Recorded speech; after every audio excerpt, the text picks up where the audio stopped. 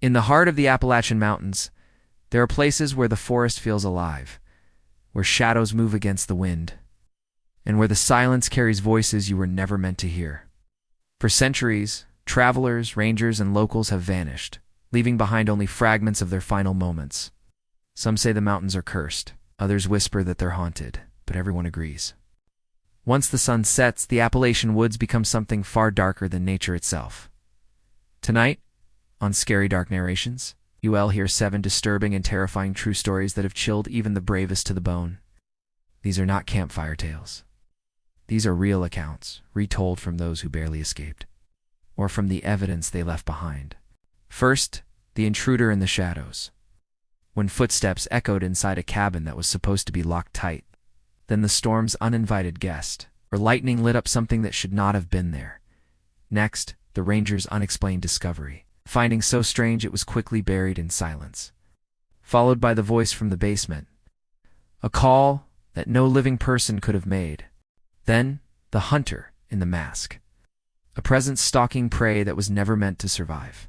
After that, the shot in the darkness, a gun fired at something that didn't bleed. And finally, the siege at the farmhouse, when shadows didn't just haunt, they attacked. These are the kinds of stories that cling to you long after the video ends. The ones that make you glance over your shoulder, wondering if something has followed you back from the mountains. So before we begin, make sure you subscribe to Scary Dark Narrations, because here, we don't just tell horror stories, we take you inside them. And trust me, after tonight, you'll never look at the Appalachian Mountains the same way again. Now, let's begin.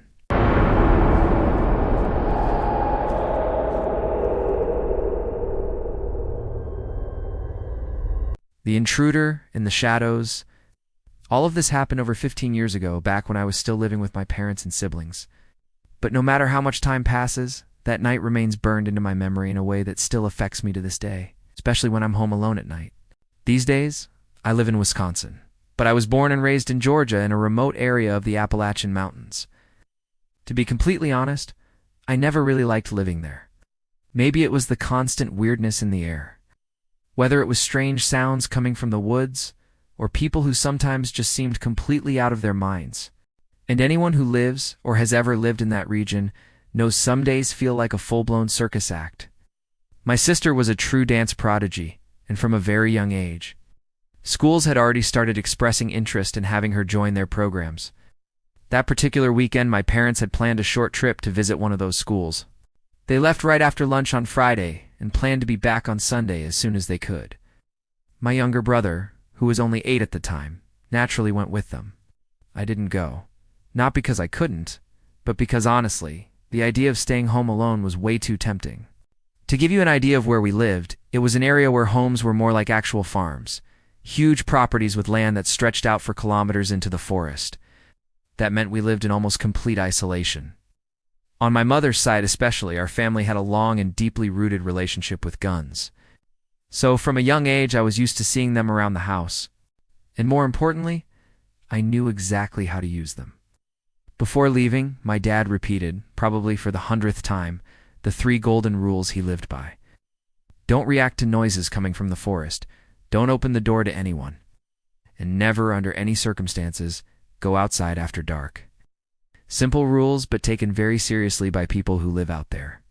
I told him I was just going to spend the night quietly playing video games, and would go to bed early, which, to be fair, was my plan.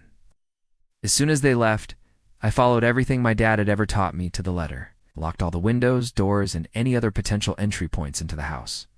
I saved the living room window for last, a massive window that took up almost an entire wall and was a centerpiece of our home. During the day, it filled the living room with sunlight. At night, we usually closed it except on full moon nights when we left the blinds open until the last person went to bed just to enjoy the view. That night was a new moon, and even though it was dark, there was this strange sort of glow outside that made the forest in the distance look both fascinating and terrifying at the same time. It was a beautiful kind of fear, if that makes any sense. Like a controlled kind of dread that I'll admit I sort of enjoyed. I locked all the windows, but since I was planning to hang out in the living room playing games, I left that big one open. I heated up the pizza that my parents had left me, plopped down on the couch and played for hours, Eventually exhausted and half asleep, I turned off the PlayStation, stayed there on the couch for a few seconds, and of course, I ended up dozing off. I woke up around 4 in the morning with that unbearable feeling that someone was watching me. That's when I realized I'd forgotten to close the blinds. Still groggy, I got up to close them and saw something that froze me to the core. A handprint on the glass. It looked like someone had pressed their hand against it to peek inside. The moonlight was just enough for me to clearly see the shape of the palm and fingers. I stood there paralyzed for a few seconds, and then tried to convince myself it could have been a print left by one of my parents from a few days earlier. I closed the blinds, went to my room, and more out of instinct than actual belief, locked the door behind me. Saturday started off completely normal, with nothing out of the ordinary. I didn't have any real plans, so I invited a friend from school over to hang out for the afternoon. He showed up around 2 o'clock and stayed playing games with me well past dinner. When I walked him to the door, I noticed something that made me stop for a second: a pair of footprints in the damp ground outside. It hadn't rained in the morning, but around 4 o'clock in the afternoon, there had been a light drizzle, which meant those prints had to have been made after he arrived, and neither of us had stepped outside that whole time. That handprint on the glass came rushing back into my mind. Had someone been creeping around the house? I didn't want to show any sign of fear in front of my friend, so I didn't say a word. But the moment he left, I checked and double-checked every door and window, then grabbed one of the guns we kept in the house, because no matter how much I tried to convince myself otherwise, it no longer felt like a coincidence. Someone had been out there the night before, watching me while I slept on the couch. I thought about calling my parents, but I didn't want to seem like I couldn't handle it, or worse, give them a reason to never let me stay home alone again, so I didn't. I tried calming myself with the thought that even if someone had been out there, they were still outside. And that idea gave me a few minutes of comfort. That is, until I started heading up the stairs to my room, and noticed a motionless shadow at the top, right in the corner where I used to hide to jump scare my siblings. That's when I knew without a shred of doubt I wasn't alone in the house. I gripped the gun tightly, instantly feeling the real weight of what it would mean to pull the trigger on another human being. Without thinking twice, I bolted for the kitchen door that led to the garage, slammed it shut behind me, and bought myself a few precious seconds. I managed to unlock the garage door, jump into my dad's old car, the one he sometimes let me drive.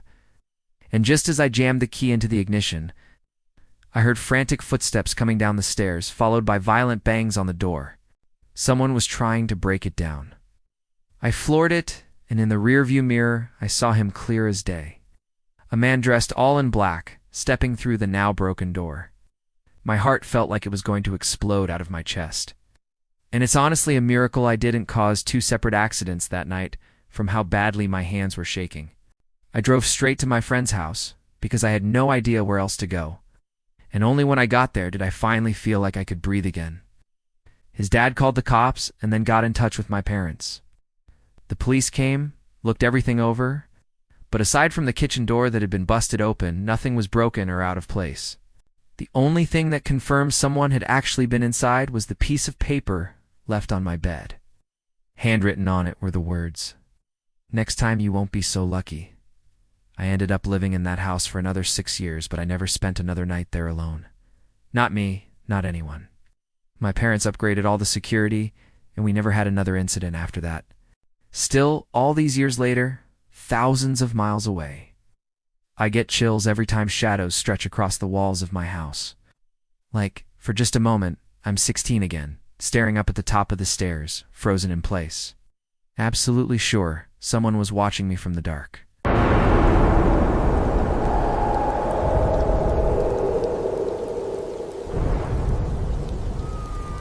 The storm's uninvited guest these days. I live in New York City, but I grew up and spent my entire childhood in West Virginia. Up until the night this story takes place, I loved living there. But after what happened, I could never think of that place as home again. It's been 23 years now, and I can finally look back on that night with a bit of emotional distance. The hardest moments are when I go visit my parents and step back into that house, that room, and that night. I had just turned 13 the week before, and in all my preteen arrogance, I was starting to act out a little. Fully convinced I was already old enough to make my own decisions. Our house was in a neighborhood with a few other houses nearby, but right in our backyard was the edge of one of the largest forests in the region. My parents were always really strict about never leaving me home alone. We lived in a place that was relatively quiet, sure, but it wasn't unusual to hear about small break-ins now and then. And the year before in the neighboring town, a kid had completely vanished. He was only 7, taken from inside his own home while his parents and grandparents were there. It had been a huge scandal around here, and it only made my parents, and honestly most of the parents in the area, even more cautious that particular night. We'd had a fight in the afternoon. I can't even remember what started it, but I remember exactly how it ended. A shouting and my firm decision that I was not going to my mom's work party. I was dead set on it. I remember yelling to the point where my mom, who rarely lost her temper, got really mad. It might have been one of the worst arguments we ever had. They were genuinely hurt, and I remember them walking out and slamming the door behind them without saying a word. They'd planned to be back right after dinner. I, on the other hand, was proud of myself. I finally had the whole house to myself and could do whatever I wanted, at least until they got back. I know I was being totally stubborn, one of those arrogant kids who thinks they know everything. But to be fair, that phase came and went pretty quickly. I mean, most of us go through it at some point, some more than others, but it's pretty much a universal experience. Since I didn't have a TV in my room, I stayed in the living room. It must have been around 8:30 p.m. when the storm started. Heavy rain, pounding wind. I could hear the trees whipping around out back, and I had to turn the TV up just to hear anything. At about 9:10, the landline rang. It was my parents calling to say there had been a landslide on the main road into town, and traffic was completely blocked. That's when I realized how serious the storm actually was. My mom was speaking louder than usual, maybe because of the rain hammering down on the car. I told them not to worry, that everything was fine. I was still trying to play the part of the angry kid, but my mom's voice, sad, anxious, just erased any leftover anger I had. So, I told her I was okay and asked her not to worry. She gave me a list of things to do. Double-check that all the windows and doors were shut tight. Unplug a few appliances just in case the storm caused a power surge. Supposedly, my dad had already locked everything before they left, but they wanted me to check anyway. You could hear the storm from downstairs, but once I started going up the stairs, I realized the second floor was way colder, and the sound of the rain and wind was way louder. At first I thought it was just the master bedroom, which faced the woods and always sounded louder when it rained. But when I got to the top of the stairs, I noticed the bathroom window was wide open. I didn't think much of it, assumed the wind had blown it open. I went over, shut it, and headed back downstairs to wait for my parents. But time kept passing, and nothing happened. Then around 9:45, the phone rang again. My parents wanted to check in, said the police were trying to clear the road, and with a little luck they'd be home in an hour. I was about to hang up when I heard the upstairs floor creak. The house wasn't new, and we'd had moisture issues for a while. So, certain spots, especially near my room, always creaked when someone stepped on them. I hung up and froze, trying to figure out if I'd imagined it. It was a faint sound, barely noticeable, but it was there. The floor was creaking. And then, as suddenly as it started, the sound stopped. I told myself it was probably just the wind or a pressure shift or something. There couldn't be anyone inside. If there were, I'd be hearing more than just faint creaks. I sat back down in the living room, but I was getting more and more anxious. All I wanted was for my parents to get home. There's something I haven't mentioned. I'm diabetic and I have to check my blood sugar regularly. I've known how to recognize the warning signs since I was a kid. If my levels get too high, I need insulin right away, or I could go into shock. All my medical supplies were on my nightstand, and even though it was the last thing I felt like doing, I knew I had to go upstairs. I started climbing the stairs, and as I got near the top, my whole body tensed up. Parts of the hallway floor were wet, like someone had come inside with soaked shoes and left a trail. That's when it all clicked. The open window, the noises upstairs, and now this. But when I first came up to close the window, there hadn't been any water on the floor, which meant that if someone had come in through there, they were already inside the bathroom at the same time I was probably hiding in the bathtub while I was standing just a few feet away, closing the damn window. That realization terrified me in a way I still can't fully explain. It felt like I almost had a heart attack right there. My room was the first door in the hallway. Then at the far end was the bathroom, and next to it, my parents' room. Right where the floor was wet. Very slowly, I stepped into my room and closed the door behind me. My parents had a strict rule: no locking bedroom doors. So they'd taken the key out. In that moment, I would have given anything to know where they kept it. I ran to my nightstand, grabbed my glucose meter, and checked how much insulin I needed. That's when I heard the floor creak again. I grabbed everything and hid inside my closet. Now here's the thing about that closet. When my parents bought the house, my room was originally 2 separate rooms. It turned them into one, but there was a part of the wall they couldn't completely remove. So they built a closet around it. To make the most of the space, they added a hidden crawl space in the back that no one knew about. It was my favorite hiding spot when I played with my cousins. I kept hearing the creaking clearer now. Like the footsteps were coming from my mom's office in the next room. It gave me just enough time to inject the insulin. Then I heard my bedroom door open. Someone had actually come in. By that point, I was already inside the crawl space, and the door was shut behind me. I don't think I've ever been so scared in my life. They walked through the room, circled the bed, peeked behind the curtains. They were definitely looking for me. Then I heard footsteps coming toward the closet. I heard the door open, felt the clothes being pushed to one side. I was sure they'd find me, but after a long silence, the footsteps moved away, and I heard them sit down on my bed. I had both hands over my mouth, trying not to make a single sound. And then, over the sound of the rain, I heard my parents' car pull into the driveway. The person got up, walked to the window, opened it. A few seconds later, I heard the front door open. My mom started calling my name. That's when I lost it. I broke down completely, crying like I'd never cried before. Like all the fear I'd bottled up suddenly tore its way out. I heard my parents calling louder, maybe already sensing something was wrong, but I couldn't answer, let alone move. I had no idea if that person was still in the house. What I remember after that comes in flashes. I remember my parents carrying me out of that crawl space, almost dragging me out. I remember trying to explain through pure panic what had happened. The police arriving. A really kind woman asking me questions I couldn't answer. I never saw the person's face. I didn't even know if it was a man or a woman. After everything that happened, I was never left alone again. The following week, my parents installed an alarm system. Later, we were told that a man had been arrested for breaking into another house and stealing valuables. They said it was probably him. But I knew it wasn't. The person who came into our house had the chance to steal something and didn't take anything. Nothing ever happened again. And over time, I calmed down. But that night shattered my sense of safety in that house. I moved on and I rarely think about it except on the nights. I go back to sleep in that room and become that terrified 13-year-old kid all over again.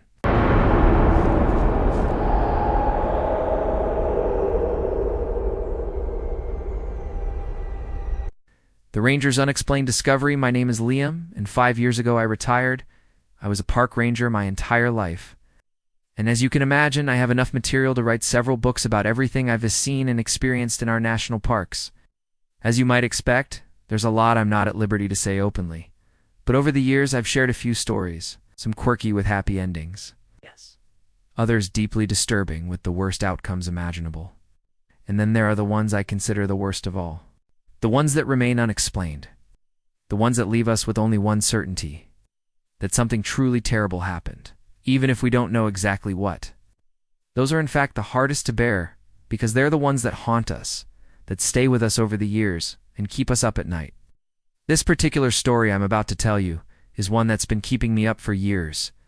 And what eats away at me the most isn't even the violence of what I witnessed, but the lack of answers, the absolute silence from the proper authorities. What upsets me the most is feeling like maybe I never got any explanation, not because there wasn't one, but because they simply didn't want to give it to me. Because, and I am sure of this, something confidential is going on in those mountains. Like I said, this all happened quite a few years ago. And at the time, the search and rescue tools and protocols were very different from what we have now. Far less developed and a lot more limited. Starting from the beginning that night, I was on patrol in a section of the Appalachian Trail. Forgive me for not being more specific, but I've gotten into trouble before for trying to bring this story to light. So, this time, I'm playing it safe. What I can tell you is that it happened in an area long considered problematic, where disappearances occur way more often than in other forests and where crimes, and they do happen, tend to be especially brutal and violent. Working that area always had a strange duality to it. On one hand, it's breathtakingly beautiful, but on the other, it forces you to stay constantly alert, 200% focused. Always paying attention to your surroundings, because at any given moment, some unhinged person could show up ready to cause trouble. Night had just fallen when I got an order to investigate a campsite that, according to reports, had been abandoned. The family of a couple had raised the alarm after losing contact with them, and the woman was found in a chaotic state. Up to that point, only the woman had been found, wandering alone down a road in a state of deep shock. With her clothes torn and unable to form coherent sentences, she'd been taken to the hospital the day before, but the truth was very little was known. My mission was to locate where they had camped, and if I could confirm the spot, call for backup. The man, as of then, was still missing. No one knew where he was. And according to the woman herself, she didn't even seem to remember having a husband. That's how confused and mentally scattered she was. Finding the campsite was unhard since the family had a pretty good idea of where they wanted to camp and even had some rough coordinates. The hardest part was actually dealing with what I found there and trying to make any logical sense of what might have happened. I'd been hiking for around 45 minutes when I started hearing sounds in the distance. At first I assumed it was an animal, something totally normal, and honestly not something that worried me in the slightest. But as I got closer, I started to realize there was something oddly human about those sounds. When I finally reached the clearing, I was met with a scene of total destruction. The campsite was completely trashed, and in the middle of the chaos was a man in rags digging a massive hole with his bare hands. He was doing it compulsively, frenetically, almost like an animal with his fingertips bloody and caked with dirt. In such a disturbing state that I froze for a few seconds. I should have called for backup immediately, but the truth is, I was so shocked by the image in front of me that I chose instead to approach slowly, trying to understand what was going on. Not for a second did I think he could be dangerous until he punched me square in the face, knocking me backward, my head hitting a rock, and I blacked out instantly. When I woke up, it was pitch dark. The pain at the back of my head was unbearable, and there was no sign of the man anywhere. My radio was still on, and luckily, when they lost my signal, they sent in an emergency team. I got up with difficulty, still staggering, and tried to figure out what was going on around me. Even though the campsite looked like it had been attacked by wild animals, everything turned upside down, food scattered, tent half collapsed. What really unsettled me was the complete silence. Not a sound, just total silent chaos. I searched the tent, which was empty, and started walking around. There were signs of rotting food, dirty clothes, several barefoot footprints that seemed to belong to different people. And that's when I heard something. Faint breathing, almost imperceptible. That made me realize I wasn't alone. I looked around instinctively, but saw no one. My eyes fixed on the edge of the clearing, the dense dark trees. And that's when I remembered the hole the man had been digging. I headed over, and when I peeked inside, I felt a deep chill. The man was lying at the bottom of the hole, motionless, curled up almost in a fetal position, like he was either dead or asleep. Despite the scare, I could see his chest rising and falling. That's when I realized just how huge that hole was. It was big enough to fit a full-grown adult without having to crouch. The ground was tough, full of thick roots and tall grass. How long had it taken him to dig that with nothing but his hands? I took cover in the woods, hiding, and called for backup. I didn't want to wake the man and risk any kind of confrontation, so I stayed hidden until help arrived. It was a relief to know they were already on their way and would be there soon. When the team finally got there, getting the man out of the hole was anything but easy. He was in full survival mode, aggressive and disoriented, like a trapped animal. That was the moment it became crystal clear to me that something truly traumatic had happened to them. The family hadn't heard from them in over 2 weeks. And until the woman was found, they thought everything was fine. But their behavior, especially the look in that man's eyes, wasn't just fear. It was the look of someone permanently scarred by something that can't be explained. Both were taken to the hospital and an investigation was launched, but I never got any answers. Every time I tried to learn more from my superiors, they just told me my job was done and there was nothing to report. Among the other rangers, theories started circulating. Some said they were on drugs, that they'd eaten some toxic plant, or that they were hallucinating from hunger. But none of us had the faintest idea what really happened. I later found out that the woman, despite her fragmented speech, kept insisting they were attacked by people from the forest. And that's when I remembered something I'd brushed off before. Maybe because of the blow to my head, the campsite was full of barefoot footprints. The man was wearing shoes when we found him. Same with the woman. Sure, they could have walked around barefoot at some point, but there were too many footprints, and they looked like they belonged to different people. Why wasn't any of this mentioned in the official reports? I don't have proof of what I'm telling you. All I have is my gut telling me something more happened in that forest, and no one wants to talk about it. One detail I've never been able to forget is that both of them had deep wounds on their bodies, wounds that couldn't have been self-inflicted. Either they attacked each other, which seems unlikely, or they were attacked by someone else, but by who and why. Months later, I tried to contact them or their families, but was told they didn't want to talk about it anymore. I tried to move on. I swear I did. But 2 years later, in that exact same spot, 3 friends emerged from the woods in a state of absolute panic, claiming they had been chased by a group of people. The investigation was shallow, almost symbolic, and it was said that the whole thing was just something the kids made up for attention. But I saw one of them. I saw his face.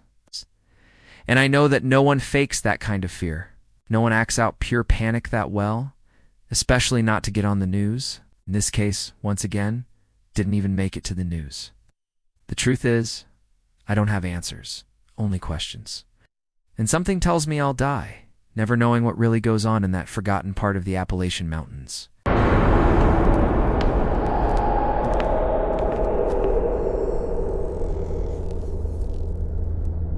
The voice from the basement. I was born and raised in Alabama, specifically in a small town nestled in the Appalachian Mountains. I always loved living there. The atmosphere was peaceful, the neighbors were friendly, and although strange things happened from time to time, it was never anything serious enough to make me truly dislike this part of the country.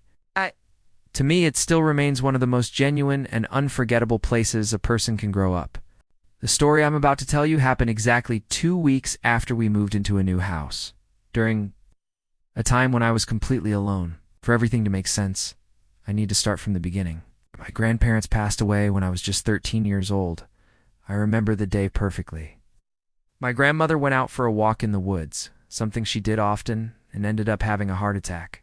My grandfather, maybe from grief or for some other reason we never fully understood, died a few months later in exactly the same way. A heart attack in the exact same spot during one of his solitary walks. Back then, no one really looked for deeper explanations or connections between the two deaths. First, because we were all still grieving and trying to come to terms with the loss. And second, because they were both over 85 years old, which made it easier to accept his coincidence. After all, at that age, anything can happen at any time. And in the woods, all it takes is a little scare or a bit of exertion to be fatal.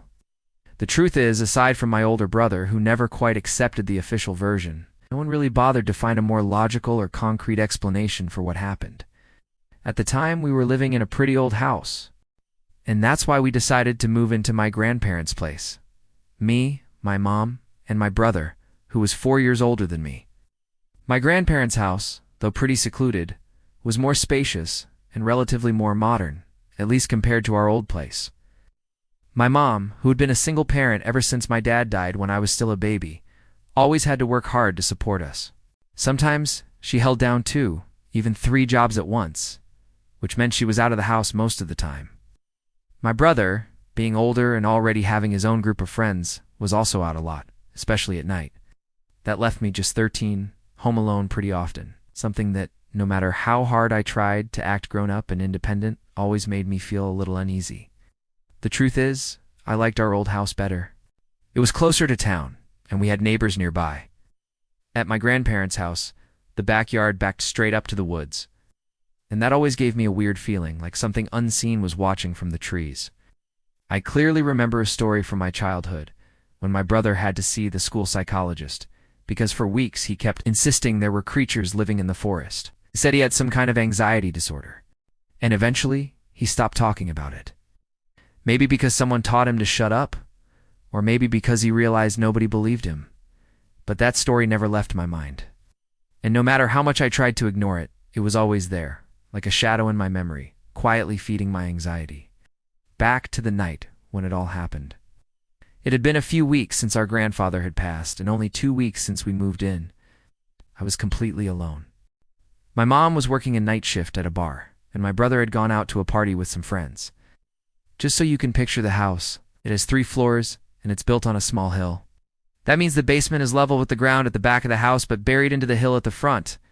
If you come in from the backyard through the woods, you enter directly into the basement and have to go up 2 floors to reach my bedroom. If you come in from the front, you enter straight into the living room and kitchen, and then only have to go up 1 flight of stairs to get to the 2nd floor where I slept.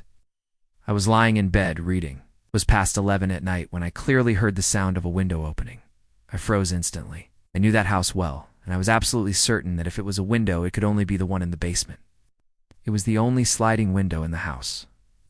All the others were old-fashioned ones that opened inward. The basement window had been replaced recently and was different, and I knew for a fact I had locked it. It couldn't be opened from the outside. If it were my mom or my brother, they'd have to come through the door, not the window. I stayed completely still in bed, straining to hear anything else. The silence was total, but my heartbeat was so loud it felt like it was echoing through the entire room.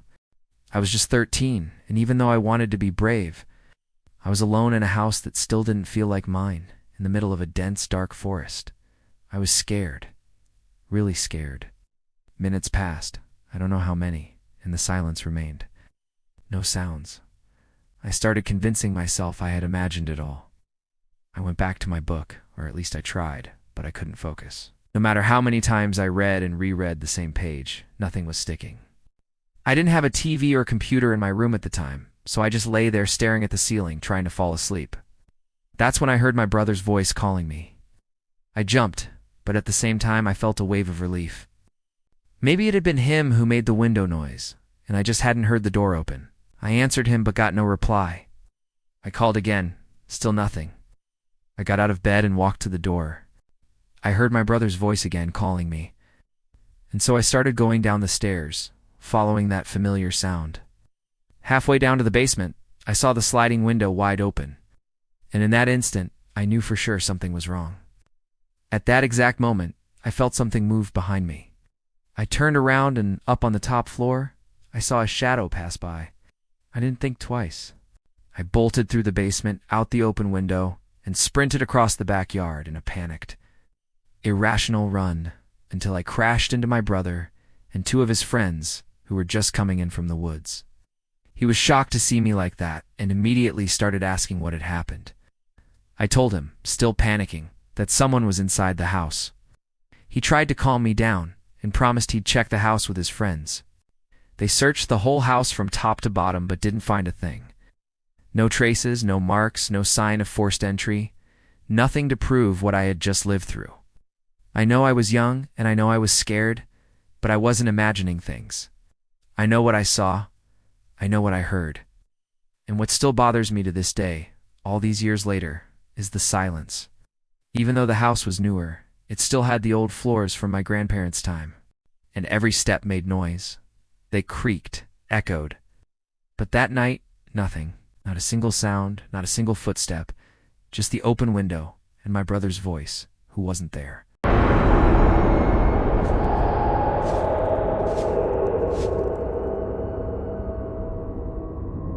The Hunter and the Mask. What I'm about to share with you didn't happen to me, but to my grandfather. And it's a story that serves as a stark reminder for anyone who thinks they truly know their friends, neighbors, or acquaintances. The truth is, reality is often murkier and far more complex than we'd like to believe. Even when we think we've got someone figured out, there are always hidden layers, masked behaviors, and subtle warning signs that only the most observant will ever notice. This story took place 43 years ago in an isolated, and at least back then, completely forgotten corner of the world. McDowell County, West Virginia. My grandparents had a small wooden cabin tucked deep in the heart of the Appalachian Mountains, completely cut off from everything and everyone.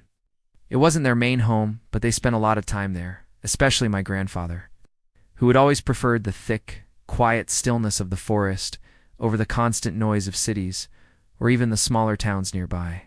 That cabin, which belongs to me now, was always meticulously taken care of, far more so than their actual house. My grandfather treated it like a sacred space. Every board, every nail, every inch of that place seemed like it had been put there with the kind of care you'd only use if you were building something to last for generations. In fact, the cabin had been handed down to him from my great-grandfather. That particular summer, my grandfather had decided to do some renovations in the attic. It wasn't a big space, but he wanted to make better use of it. Between putting in insulation, patching up the walls, and reinforcing the roof, the work was proving to be a lot tougher and more time-consuming than he'd expected. My grandmother stayed behind in town to take care of my mom, who was still just a little kid at the time, and wasn't planning on joining him for another couple of weeks. So he was completely alone in that cabin. Now anyone who knows these woods, and more importantly anyone who respects them, understands that there are certain unwritten rules you follow without question. You don't wander through the trees after dark. You don't answer voices coming from the brush. You never enter dense thicket without knowing exactly how to get out. Above all, you never ever go into the woods without some form of protection. My grandfather followed these rules like they were gospel, like a code of conduct. And I can tell you with full confidence that when I go up to that cabin nowadays, I follow them too, out of both respect and fear. Not that I go often. I live in the city, and that part of the country's always given me the chills. It takes a certain kind of person, someone a whole lot braver than me, to live out there. The night everything started, my grandfather had spent the whole day sealing up a hole in one of the attic walls. He tried using some kind of mortar that ended up being a bust, so he had to improvise, which dragged the work out well past sunset. Even though he was still fairly young back then, he'd always struggled with sleep. Chronic insomnia, vivid nightmares, messed up sleep cycles, so he was often exhausted during the day. That night, the exhaustion hit him so hard that he passed out on the couch, didn't even eat dinner or take a shower. He just gave in to the weight in his body and let his eyes close, slipping into a kind of sleep that felt like both mental and physical shutdown. What really shook him the next morning was that he had completely forgotten to do his usual checks before bed. He didn't lock the front door, didn't secure the windows, didn't make sure the shutters were bolted tight, none of it. And despite being dead tired, it had been a restless night filled with tangled dreams, strange noises, and disturbing images. He remembered clearly hearing a soft knocking at the window, an oddly polite but persistent tapping like someone trying not to be noticed. He recalled looking toward the sound and seeing what he thought was a child. Its head was bloodied, twisted slightly, as if it were trying to peer inside the cabin. He woke up the next morning in a panic, convinced it had all just been another one of his recurring nightmares. But this one felt different. He could actually remember details, something that rarely happened.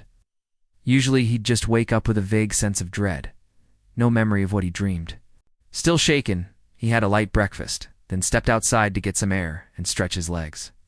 That's when he noticed something strange on the living room window. At first, it looked like just another smudge in the buildup of dirt. But as he got closer, he saw it was dried blood, small marks, like someone had pressed their forehead or hands to the glass. The memory of the dream hit him like a slap. What if it hadn't been a dream at all? What if that kid had really been there? Didn't wait around to find out. He grabbed his rifle and decided to search the area. Back then, you didn't just call the cops over every little thing, especially not in remote places like that. Everybody knew bad stuff happened out there. Settling scores, illegal dealings, sometimes worse. People did unspeakable things in those hills. And because it was rare for law enforcement to get involved, folks learned to handle things on their own. It was about survival, instinct. He'd been in the woods for a while when he heard something off to his right, a crackling of branches, something moving. He ducked into the underbrush without thinking, pulled out his binoculars, and what he saw made his blood run colder.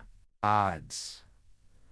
Large man wearing a crude mask and holding a rifle straight out in front of him like he was hunting something. For a moment, my grandfather thought maybe it was just a hunter. He even considered shouting to let the guy know he wasn't alone to avoid an accident. But something in his gut told him to stay quiet. The mask, the posture, the way the guy held the weapon, didn't feel right. This man wasn't out there for deer, so he followed him. Didn't know why, just couldn't turn back. Something about it was deeply wrong. That image of the kid wouldn't leave his mind, and more he was starting to believe it hadn't been a dream. He moved slowly, carefully, always keeping the man in sight. He doesn't remember how long he followed him. Could have been minutes. Could have been an hour. Then suddenly, the masked man stopped. He shifted, tensed up, and turned right toward my grandfather. His heart stopped. He thought he'd been spotted, thought he was about to get shot. But then he realized the man wasn't looking at him. He was staring at something moving low across the ground between them. There in the brush was a boy barely moving, practically invisible. But if you looked closely, you could tell he was disoriented, trying to crawl away, too weak to run. Without hesitation, my grandfather raised his rifle and fired. Not to kill, but to stop the man. He hit him in the leg just enough to bring him down. Then he ran for the kid. The boy bolted as soon as he saw him running like hell through the trees, even though he clearly had nothing left in the tank. My grandfather chased after him and caught up quickly. The kid was trembling like a leaf. His face was scratched up, his knees bloody, eyes wide with the kind of horror no child should ever have to carry. He was barefoot, his heels torn open from running over roots and rocks. His clothes were torn and stained with mud, leaves, and what looked like blood. My grandfather knelt down and gently grabbed his shoulders like he was afraid even a soft touch might break him. He tried to calm him down, told him he was safe now, that nobody was going to hurt him. He tried to bolt again, but the exhaustion won. He collapsed into my grandfather's arms. He gave him water, wrapped him in a blanket he'd packed by instinct, and they sat there, the two of them, for what felt like hours. Finally, my grandfather felt the boy was calm enough to move. He told him he was just going to check on the man he'd shot, that he'd be gone for only a minute. The boy nodded barely. When he got back to the spot, the man was gone. No body, just a small pool of blood and drag marks. At first, he thought the guy had crawled off. But then he saw the footprints, two sets side by side, leading back into the deeper woods. Someone had helped him. He rushed back and found the boy still there, curled up at the base of a tree. He brought him to the cabin, fired up the generator, heated up some canned soup, and got him fed. Later that night, once the boy had passed out from exhaustion, he hiked down the mountain to the sheriff's office. The boy was taken to the hospital. Eventually it came out that he'd escaped from a place called Old Fort, a notorious home for troubled kids. But the trouble, as is often the case, wasn't with the kids. In towns like that, people always know more than they let on, and after the story spread, it didn't take long for folks to figure out who those two men were. Turns out it was common knowledge that they were both off. They spent too much time in the woods. Nobody knew exactly what they did.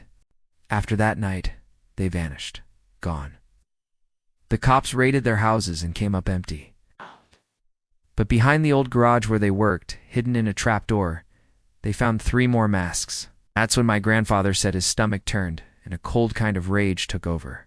One of those men, the one in the mask, was the same guy who had helped him change a flat tire just weeks earlier, when his car got stuck in melting asphalt. The same guy who always offered him a cup of coffee when he stopped for gas. They'd even talked about going hunting together when the weather cooled down. Seemed nice, friendly, even funny.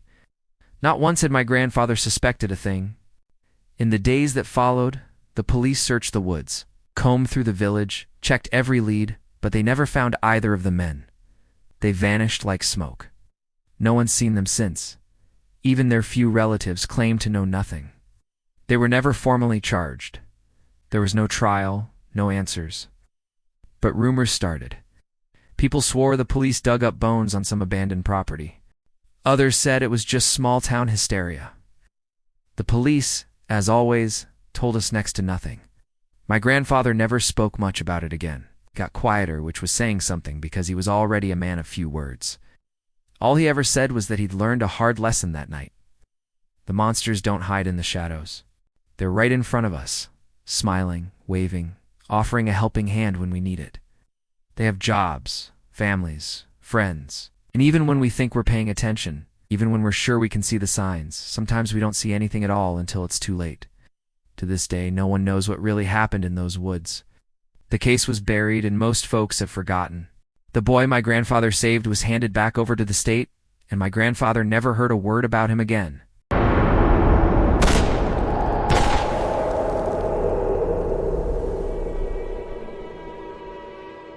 The shot in the darkness, : ... Let me be honest right from the start and tell you that I'm no natural storyteller, and I do and have the gift for writing like some people do. But I'll do my best to clearly share what happened to me just 2 weeks ago at Deep Creek Lake, Maryland. In a place so remote the silence feels almost heavy. This part of the Appalachian Mountains, especially on the far western edge, is way more isolated than any photo could ever show or any tourist brochure could possibly describe. It's completely surrounded by thick, dense forests, the kind where the dark green turns nearly black at dusk. And outside of tourist season, which, by the way, only starts about a month after the time I went, the isolation is so deep you can practically hear the trees breathe, like they're the only ones witnessing whatever goes on there. It all started the way stories like this usually do. Everything was going great, smooth, with that kind of excitement that comes when you're escaping the city to dive into nature. The only thing that, looking back now, made me a little uneasy was something I didn't even think twice about at the time. But now I see it differently. Before I began my hike, I parked my car at one of the northernmost trailheads. I knew the area well and was aware that even the more popular entry points are rarely crowded, especially off-season. So it struck me as odd when I saw a pickup truck already parked there, so that alone didn't mean much. This could have been another early hiker, or just someone passing through. What really got under my skin was the man sitting inside. He was alone, calmly smoking with an expression I can't quite put into words. I started getting my backpack ready, arranging the stuff I'd bought at Walmart before the trip, trying to make room for everything, and I realized I could feel his eyes on me, not just casual curiosity. This was deeper, more fixed, more unsettling. We've all felt it before. That kind of stare that's not just visual, but almost physical, like a cold hand settling on the back of your neck. That's exactly how it felt, and I knew something about it wasn't right. I was almost done organizing my pack when the man got out of the truck and started walking toward me, slowly but with purpose. His face showed the strange, unreadable expression. He asked me in a lazy drawl if I needed help with anything, and if I was planning to hike the trail. I forced a smile, trying to look relaxed, and told him everything was fine, and that I was meeting up with a group of friends who were already inside the forest. That was a lie, of course, but in that moment, my instinct screamed at me to lie. He nodded and slowly walked back to the truck. For a few seconds, I seriously thought about getting back in my car, starting it up, and finding another trailhead, even if that meant a major detour. But then I started rationalizing. I was clearly overreacting, jumping to conclusions. Maybe the guy was just weird, and weird doesn't necessarily mean dangerous. Besides, I trusted my physical ability. I was bigger than him, and I didn't have any concrete reason to panic. So I ignored the unease and set off on the trail. By the second day of hiking, I was happy to have reached the lake. Deep Creek Lake really is beautiful. And at that time of year, the peacefulness feels almost unreal. I wasn't even thinking about the guy in the pickup anymore. I pitched my tent a little back from the shoreline, not too close, not too far, and took the chance to relax, breathe deep, and let the quiet of the forest settle me. I have a habit on these trips.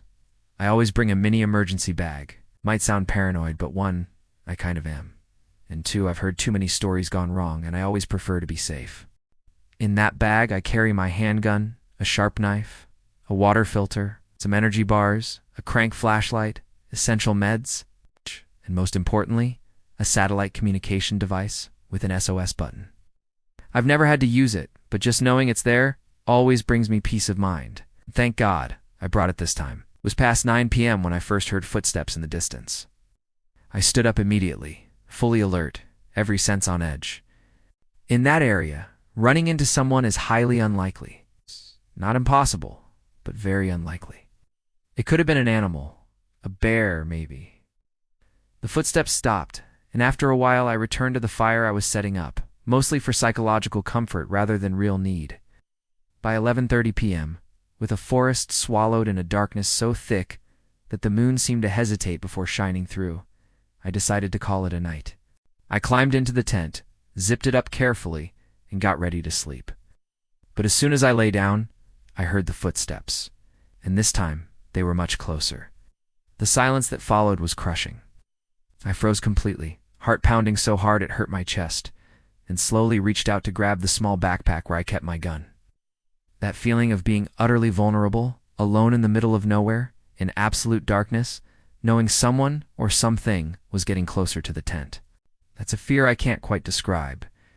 It's raw, primal, paralyzing. Time seemed frozen. Every second stretched into eternity. I felt steps circling the tent, and something brushing against the fabric, dragging across it. A faint moonlight filtering through the trees, and the tent material revealed vague shapes, but enough to see something metallic sliding along it. Got!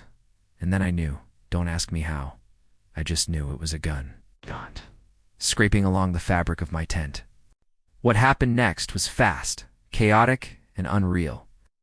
A shot shattered the silence, tearing through the fabric and the air at the same time. I felt the impact like it had hit me directly. The brutal rip of the tent was deafening, and for a moment, I couldn't even tell if I'd been hit or not. My body surged with adrenaline. I fired back without thinking, just pure reaction. I had the advantage of seeing the man's outline, and I know I hit him. He stumbled back with a muffled grunt. That split second gave me the time I needed. I ripped open the tent, grabbed my emergency bag, and ran. I ran like I've never run before, through the trees, tripping over roots, scratched by branches, my heart threatening to explode from my chest. But I didn't stop. The fear was gone. All that was left was instinct. And I knew I was ready to do whatever it took to get out alive. I didn't stop until I felt like I was far enough to be safe. The first thing I did was check myself to see if I'd been hit. I hadn't. I sighed with relief, pulled out the emergency beacon, activated the SOS, and waited. When the rescue team arrived, it was nearly dawn. They were incredible, professional, and compassionate. I told them everything from the truck to the man to the shooting. I couldn't be 100% sure it was the same guy, but my gut told me it was. Investigation was opened, and here's what I know so far. The pickup was still parked there, empty. Turns out it had been reported stolen 3 months earlier. My tent was found in shreds, like someone had lost their mind after I'd already fled. I saw photos, and it looked like a full-on crime scene, like I died inside. There was a pool of blood near the entrance, and the tent was splattered with it. I also know that despite losing a lot of blood, the guy survived. And now after what happened, I understand that the real danger in these mountains does and come from wild animals or old legends about ghosts and forest creatures. The real danger wears human skin, and I can tell you with absolute certainty that the most terrifying sound you can hear in the middle of the night isn't a bear's roar or the crack of a dry branch. It's the cold metallic click of a gun being cocked.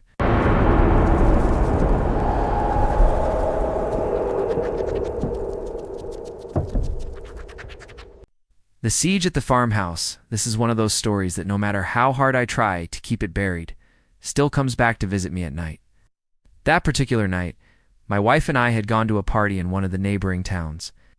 It was harvest season, a time when these parts come alive with almost ceremonial celebration. Music, dancing, food, and that sense of community you only find when people depend on the land and on each other. We were both in high spirits, and although I'd had a few drinks, I still had enough sense to know driving wasn't the best idea right away. I've always been careful about things like that, so I suggested we wait a while before getting in the car. My wife was even more tipsy than I was, so letting her drive wasn't even on the table. We ended up staying a bit longer, chatting and laughing until I felt clear-headed enough to take us home. By the time we finally got on the road, it was already past 1:00 a.m. Thankfully, the route to the farm was mostly straight, except for a few winding turns near our property and the edge of the forest. But I knew those curves by heart, like they were etched into my bones. I knew when to slow down, when to steer, where the fog usually settles. We got home at 2:05. We were still riding high from the night, and the drive back had been smooth. So we didn't immediately realize something was terribly wrong on the farm. We came in laughing, stumbling a bit, just relieved to be home safe. We thought about going straight to bed, but the buzz was still in our veins, so we decided to sit on the living room couch for a while, talking and holding on to that joyful feeling a little longer. Then suddenly, my wife turned to me with a tone more sober than I expected and asked if I'd seen something pass in front of the window. I looked where she pointed, but all I could see was the cold light of the moon outlining the trees beyond the house. Still, the mood shifted instantly. That faint electricity in the air. What had moments before felt like fun now turned into something tense, heavy. My wife moved closer to the window, her face tight with focus, and said with a conviction that left no room for doubt, that she was absolutely certain she saw something pass by. I suggested hesitantly that it might have been a deer, not uncommon this time of year. But she shook her head and said that even if it was, she'd feel better if we locked every door and window, so we did just that. When I was locking the kitchen shutters, I noticed something that chilled my blood. There were footprints in the damp earth, visible in the faint outdoor light, reflecting off the indentations. I leaned closer to study them. The pattern looked familiar, eerily similar to the kind my field boots leave behind. But no matter how hard I tried, I couldn't remember walking through that spot recently. And the placement of the footprints was deeply unsettling. They were right beneath the window, as if someone had stood there watching, listening, or worse, trying to open it. I didn't say anything to my wife to avoid alarming her, but from that moment on, my mindset changed completely. I returned to her side, and that's when we heard the knocks at the front door. We looked at each other, the color draining from our faces, and we knew without a doubt that something was very wrong. No one, absolutely no one, knocks on our door unannounced. Not at that hour. The road from the farm's gate to the house is long and winding, and the mere fact that someone had reached the door without us hearing a vehicle or footsteps was disturbing in itself. I got up hesitantly, intending to ask who it was, but my wife grabbed my arm and whispered that maybe it would be better to pretend we were on home. I told her that whoever was out there already knew we were inside. We'd just gotten home, turned on lights, closed windows, made noise. The intruder had to know. I approached the door and asked in a steady but controlled voice who it was. On the other side, a man's voice answered that he was lost and needed help. The voice sounded oddly familiar, but I couldn't place it. I asked him to identify himself, and he said his name was Jimmy, that he lived nearby with his wife and daughter, and that both of them were scared waiting in the car.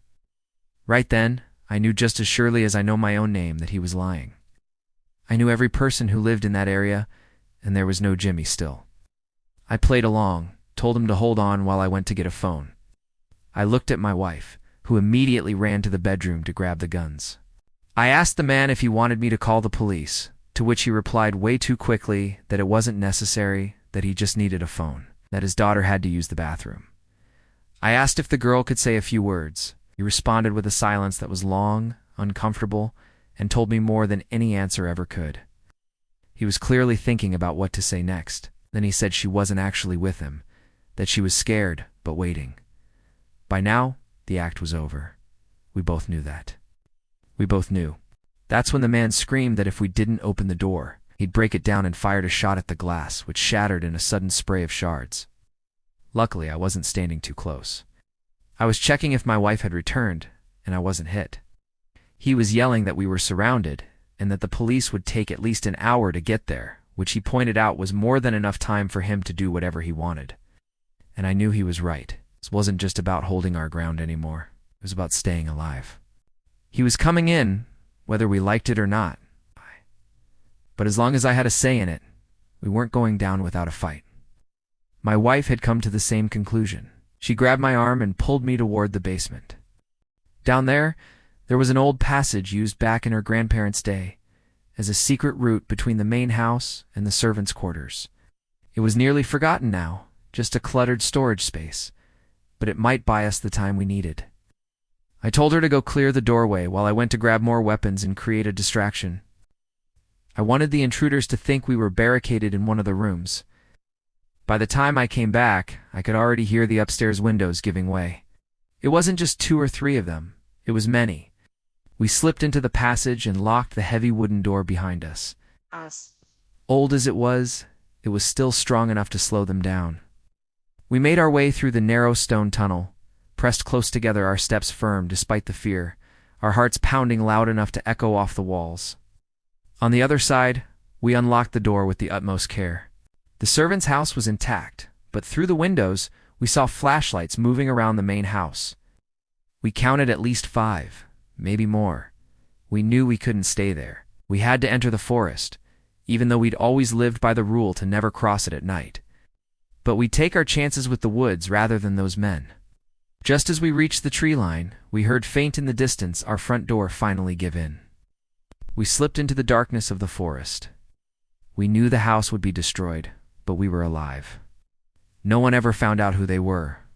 Based on the footprints, police estimated at least 13 men, no fingerprints, and the house was left in ruins.